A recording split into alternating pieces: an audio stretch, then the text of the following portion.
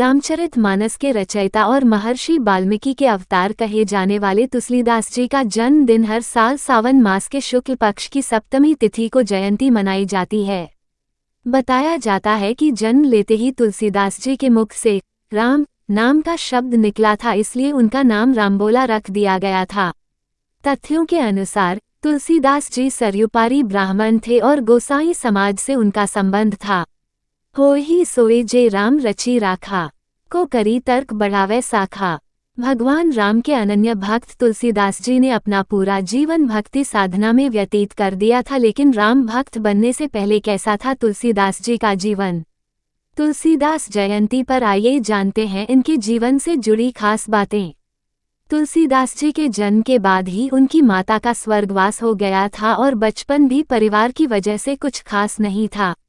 जब तुलसीदास जी का विवाह हुआ तो उनको परिवार मिल गया और वह अपनी पत्नी के प्रेम में डूब गए। अपनी पत्नी के प्रति प्रेम कब आसक्ति बन गया, उनको इस बात एहसास भी नहीं हुआ।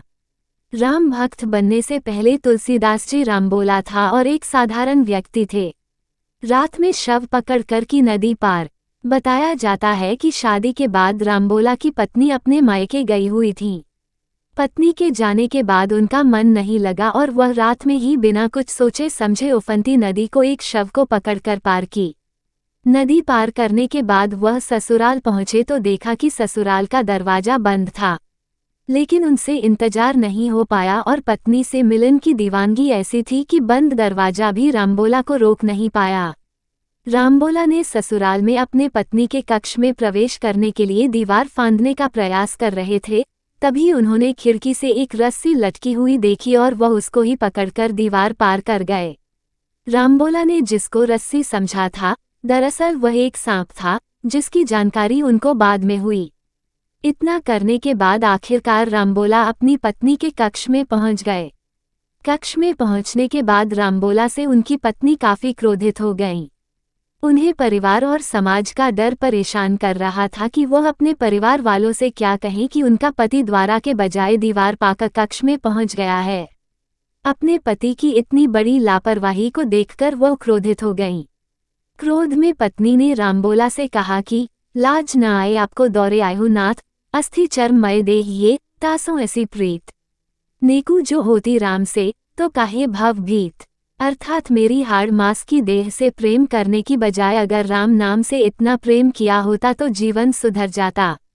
पत्नी की कही ये बात से रामबोला का अंतर्मन जाग उठा और वे तुरंत पत्नी के कक्ष से निकल गए और राम नाम की खोज में निकल पड़े।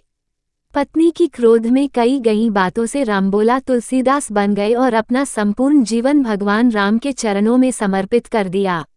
राम ही राम बोलने वाले तुलसीदास जी ने भगवान शिव और हनुमान जी की कृपा से रामचरितमानस की रचना की और वह इस रचना के साथ ही अमर हो गए। हालांकि उन्होंने रामचरितमानस के साथ 12 और पुस्तकों की रचना की था। आज भी जहां रामायण, राम कथा या सुंदरकांड का पाठ होता है तो वहां तुलसीदास की दोहे, चौपाई, छंदों और रचना के बिना पूजा पूरी नहीं होती है।